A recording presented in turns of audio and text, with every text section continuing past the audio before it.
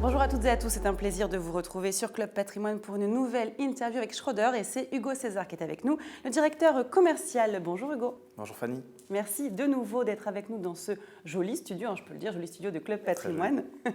On va s'intéresser précisément dans cette interview à votre fonds, Schroders Capital, le semi-liquide Global Private Equity, qui fête ses 5 ans. Ce fonds se concentre sur les rachats des entreprises de petite et moyenne taille, je le rappelle.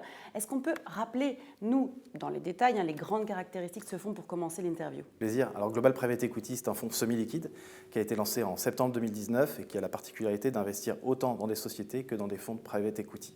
C'est un fonds en architecture ouverte. Il investit partout dans le monde, que ce soit en Europe, aux États-Unis ou en Asie. Et c'est un fonds qui a un focus qui est celui du small et du mid buyout. Aujourd'hui, le fonds a 2 milliards de dollars d'encours et il a généré depuis sa création une performance de 14,9% par an. Il est accessible à partir de 10 000 euros et donne accès à une centaine d'investissements, que ce soit dans des sociétés en direct ou alors dans des fonds de gérants de private equity spécialisés. Vous parlez de belles performances. Pourquoi est-il si performant depuis son arrivée sur le marché?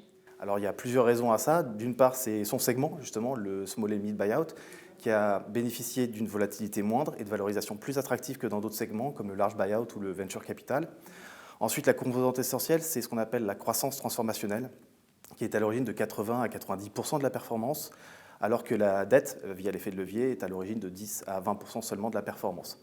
La croissance transformationnelle, c'est quoi? C'est la participation active dans les sociétés dans lesquelles on investit, que ce soit par l'augmentation de leur chiffre d'affaires en étendant la zone d'activité dans laquelle elles opèrent, que ce soit par l'optimisation de leur business model et l'amélioration de leur marge, ou tout simplement par des opérations de M&A et de la croissance externe.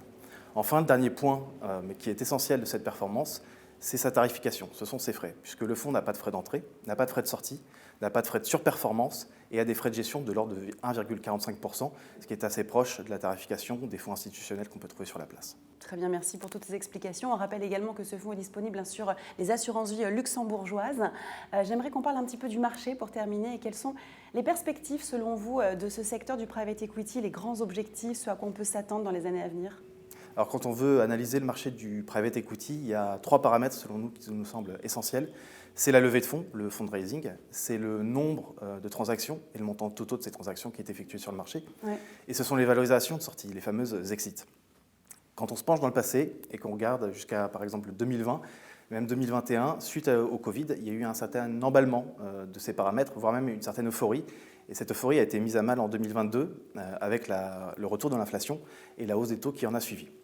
Aujourd'hui, si on fait le point en fin 2024, on est assez rassuré par rapport à ces différents paramètres et on est dans un environnement qui nous semble relativement sain pour justement pouvoir investir.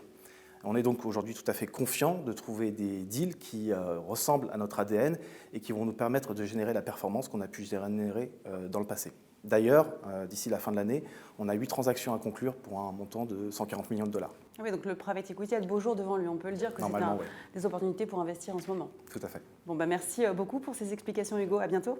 À bientôt.